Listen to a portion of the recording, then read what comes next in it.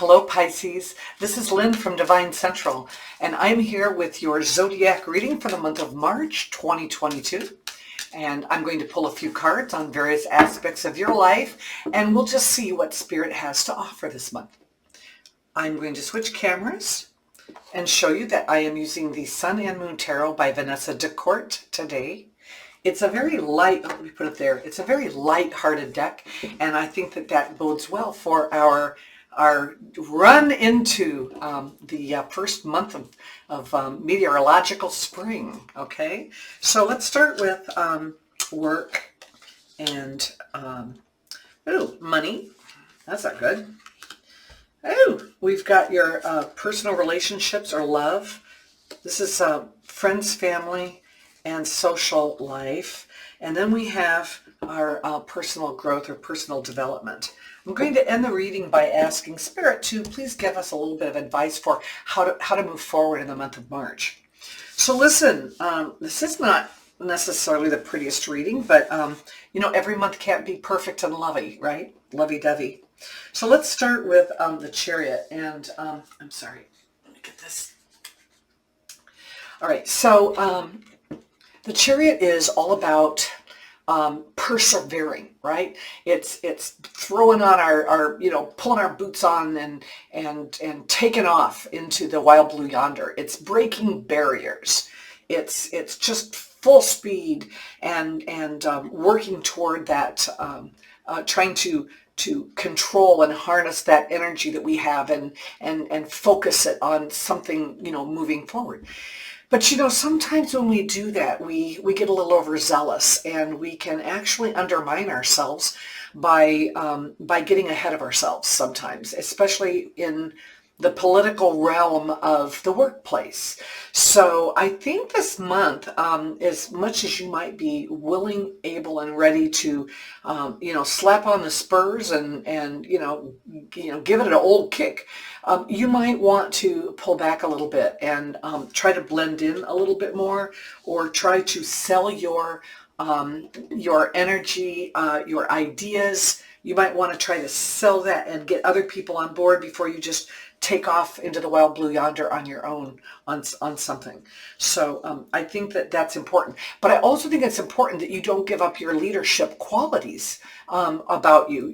That's one of the things that makes you who you are. So I think that it's going to be important for you to maintain that energy and keep heading in the right direction. Just try to temper that somewhat. Okay, so now here's the thing. I'm looking at this. We have, for finances, we have the Nine of Swords. So you know what? This is a lot of anxiety. It's a lot of worry. You're worrying about something that's coming up. And honestly, when I see the Nine of Swords, I think of pacing the floor in the middle of the night, or laying in bed at 3 a.m, worrying and fretting over things that just haven't happened, and that furthermore are going to look so much different in the morning light. So I think this is taking it too far. I think this is working yourself up into such a lather over some financial thing that I don't think it's going to be as big as you think it is. Maybe your car is on its last leg and you don't have the money for the down payment for a new car, and it's coming, something's coming, and you're just fretting and worrying about how you're going to make this transaction happen. I want you to know that the universe watches over us, and something is going to come along to make this okay. It always does. So I think that you need to lighten up a little bit and take a few deep breaths, and I need you to think through this process instead of just feeling it and feeling the anxiety of it. That's a feeling. This is a sword. You want to think this whole thing through. So I would not fret over money as much as you have been, or you are going to this month. Try not to do that. So in your personal life, we have the Three of Swords, okay? And I'm so sorry about that. To me, I don't see this as a painful thing. I actually see this card more as regret than I do sorrow. I look at this card because it is a swords. It is about intellect and communicating what we are thinking. It's about what we say, not what we do, not how we feel.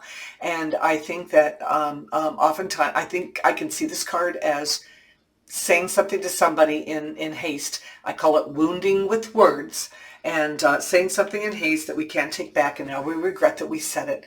I see maybe somebody criticizing us in some way, shape, or form, and we don't take it well. It hurts our feelings.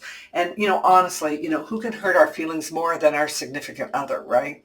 So I think that maybe you are contributing to this by way of all the anxiety that you're bringing into the relationship because you're worried about other things. And sometimes we just take out our worst aggressions. We take out our worst issues, the people that we love the most. And so you need to look and make sure that you are not transferring worries and concerns and issues and anger and anxiety from a different area of your life onto this relationship, because it seems to me like that person's going to fight back. Okay, they're not going to take it. They're going to fight back. Now, with issues that you have with the relationship, and not liking the fact that somebody's fighting back, you take that to family and friends. And you know what? They tell you you're wrong. Just, and you're not getting help from them with this situation. I think that you want to go and complain about your significant other to somebody, or complain or whine or whatever. And they're going to tell you that, well, it's your fault. And actually, it probably started with you because you have a lot of anxiety that you're carrying and you're spreading the wealth, And we do that. We all do that. It's human. It's human. It's okay. It's not okay, but it's, once we realize we're doing it, then we can kind of let go of it and start getting back to realism. But it's a setback, and we feel like we've kind of lost our friends or our family. They're not in our corner, and we're disappointed. But you know what? It's temporary, and they're the ones that tell us, what reality is. And honestly, it's about getting back to reality. Looking at this whole situation in a realistic point of view. So we end up with our personal development this month, our personal growth, and I'm glad to say that we have the Prince of Cups, which is the Knight of Cups. And the one thing that I think that the Knight brings forward, and I think Spirit brings forward to us by bringing this card to us in this position, in light of these other cards, is that with our emotions, we're constantly on the move, right? Knights are constant. They're the action figures of the deck. So it's constantly being on the move. And our emotions are run, in this particular case, can run rampant. We have extremes. We can go from total, adulation to sheer depression, in record speed. And so I think that what the card is saying is, never mind all the physical things that we could be doing in our lives from, to improve ourselves and better our lives. How about trying just for 1 month, the month of March, to balance yourself so that you don't have all these extremes? This is controlling your emotions and not letting them get carried away. Oftentimes, again, the princes or the knights tend to just, they kind of bolt in first, ask questions second. And I think maybe you don't want to look back and regret some of the things you've said or done, because people are watching. I mean, they care about you. They care enough about you to tell you the truth.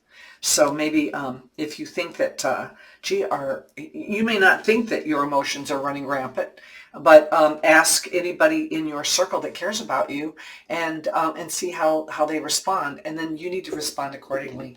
Seriously. I mean, that's what they're there for. Okay, so what do we see for the advice from Spirit? Four of Pentacles is what we see. Listen, stabilize yourself, okay? I mean, you can stake your claim with whatever it is that you're whatever demon you're fighting, but you need to manage. I see the Four of Pentacles as managing your resources, your earthly needs. Okay, so I think concentrating right now on if you can just concentrate on keeping yourself even keel, avoiding extremes just for this month. Concentrate all that time and energy on other things that provide stability in your life right now. And concentrate on those. Maybe a hobby that you love that you can just immerse yourself in for right now to calm yourself, and so that next month you can pick up and start moving forward toward personal growth again. It's hard, personal growth is something that, I choose this term because it covers so much, but we can't always every single month grow. I mean, we shoot for it. We aspire to it, but it doesn't always happen. It comes, it's kind of like the stock market, it doesn't go up in a perfect line. So I think that this is one of those months where if you can just tread water here and get a hold of yourself and stay away from extremes, I think that's going to make it a much happier March for you. Things do look kind of bleak, but again, it's only 1 month and it will pass. So this is the reading for the month. I hope it resonates. I would really appreciate any comments that you care to give. I do answer or respond to all. I also would really appreciate it if you would like and subscribe, because this is how others will find me. Thank you so much for allowing me to do this reading for you this month and for you being here. And I hope to see you soon. Bye-bye.